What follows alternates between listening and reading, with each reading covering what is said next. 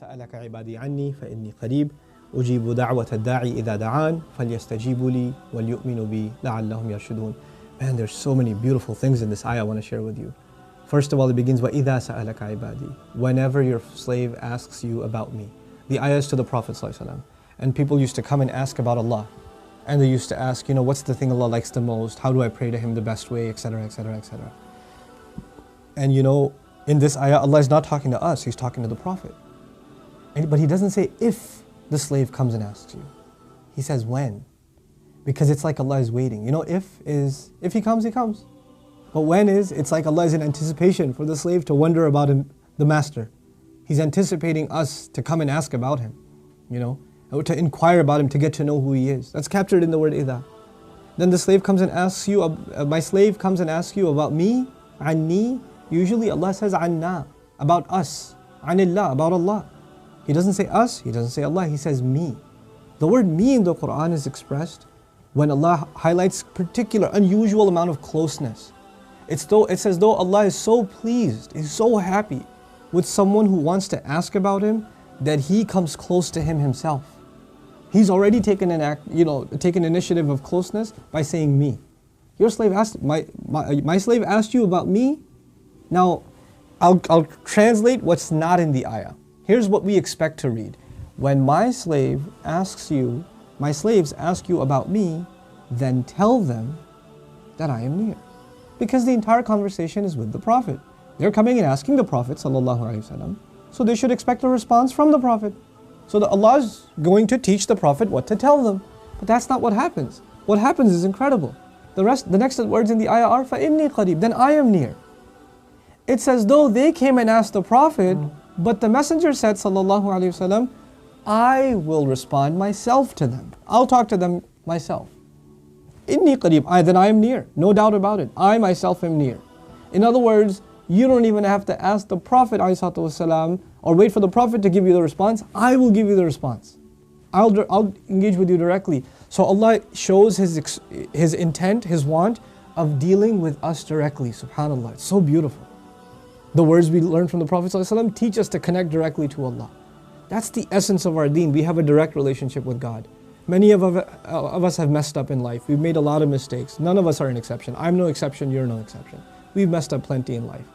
But that's no excuse for us not to have a direct relationship with Allah. And Allah says, if you just inquire about me, that's enough for me to want to engage with you directly in conversation. Nobody should wonder about Allah. And by the way, that's the spirit of dua, right? Ramadan is the month of dua. When we make dua, we should just deal with Allah directly. Don't just recite words that you've memorized. Know what they mean and mean them as a conversation with Allah, like you're talking to Him. And it's totally fine for you to make dua in English. It's okay, whatever language you know. Talk to Allah in that language. It's nice for you to memorize the du'as, it's great. But the spirit of dua is that you're talking to Allah. If you know what those du'as mean, that's beautiful. And don't just recite them. Don't just say, رَبَّنَا آتِنَا فِي الدُّنْيَا حَسَنَةً وَفِي الْآخِرَةِ حَسَنَةً وَقِنَا عَذَابَ النَّارِ. You're holding your hands, you're regurgitating the words. But there's no conversation happening between you and Allah. You're missing the point. You asked about Allah and Allah came so near. And then He said something even more beautiful. أُجِيبُ دَعْوَةَ الدَّاعِ دَاعِي إِذَا دَعَانِ actually. He said, I respond immediately. Ujibu actually means I respond immediately. And I will respond. It carries the present and the future. You know what that does? It gives us hope.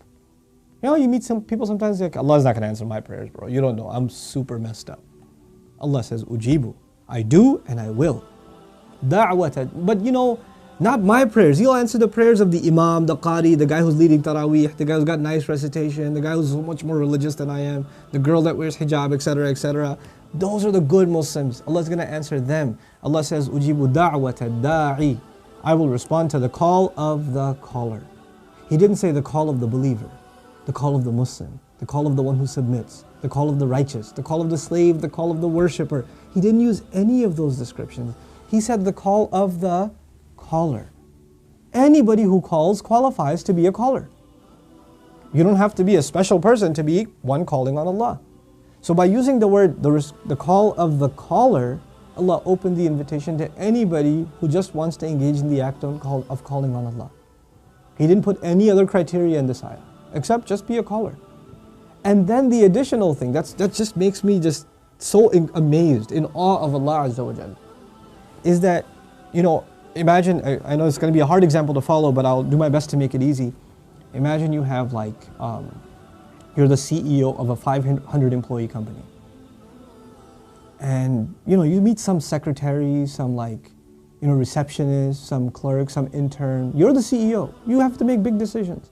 But these employees, maybe you have had a conversation with them once in a while, but you don't remember because you have too many things to deal with. There's too many bigger things on your mind. So you don't remember them. And if they make a request of you, they send you an email or whatever, it probably gets buried because it's not that priority for you. The more important someone is and the more people under them, the harder it is to get to them and make individual requests, right? It's just difficult. Imagine who's going to be more important and who has more people under him than Allah. And for Allah to know each one of us and know our entire personal situation, and then to appreciate us so much that He doesn't just say, I appreciate or I respond to the call of a caller, any caller. By saying any caller, we would be anonymous, right? Any caller. He said, Ad-da'i, the caller. It's as though Allah knows us personally. You are a the to Him, not an a. You're not a caller, you are the caller. That one over there, yeah, I know that one. I know what he's going through. I know what he asked me. It's this personal, Allah is expressing His personal closeness to you so much so that He can distinguish you from the millions and billions of others that have made dua to Him at the same time. But He's making you very distinct. So none of us gets to think, yeah, when is our request going to get processed? Allah didn't hear that, or Allah is, He's got bigger things, He's got a universe to run. Subhanallah. Ujibu da'wat ad-da'i. Then the next thing, the more important somebody is, the harder it is to make time with them. It's a logical fact. They're busy doing so many things. So if you say, I want a one-on-one meeting with the CEO, you might have to wait a year, 6 months, 8 months, whatever. You can't just go meet with them.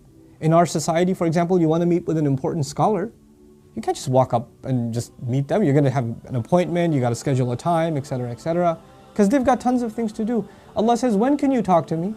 إِذَا دَعَانِ. Whenever He calls, night and day, I will be available. Allah is making Himself incredibly available to this person.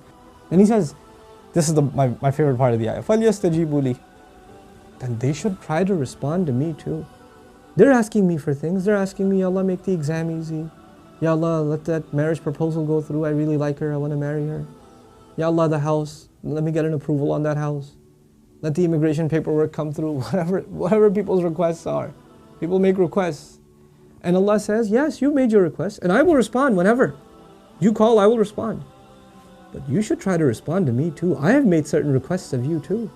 فَلْيَسْتَجِيبُوا لِي. But He doesn't say فَلْيُجِيبُوا لِي. They should respond. He said they should try to respond. يَسْتَجِيبُوا لِي. At least make the effort. Allah wants to see effort from you and me, that we are actually making effort to respond to what His demands on us are. And He didn't ask us for much. He didn't ask us for much. فَلْيَسْتَجِيبُوا لِي وَلْيُؤْمِنُوا بِي.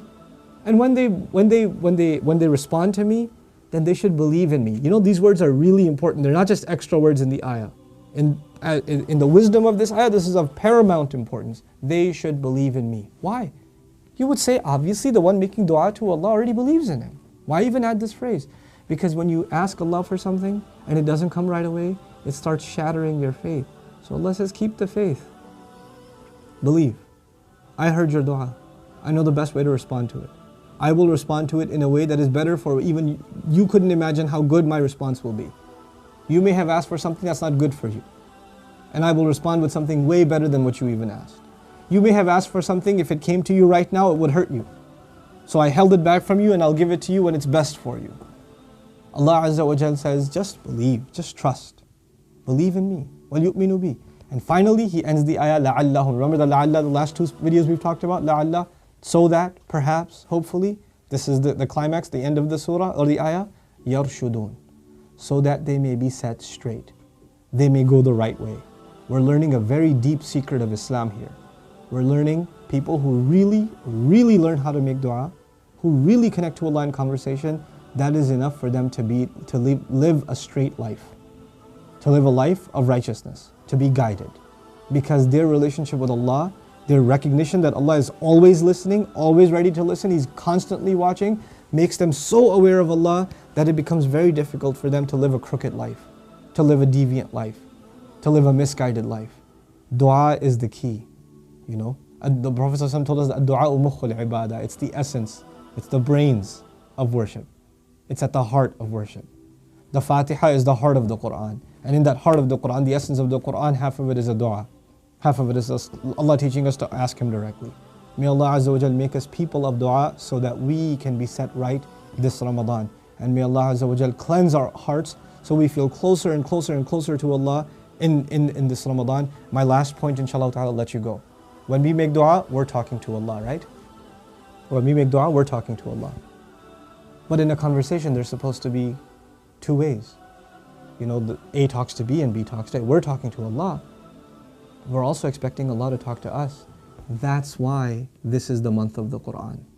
We are conversing with Allah with dua, and Allah is conversing with us through the Quran. So the conversation is complete.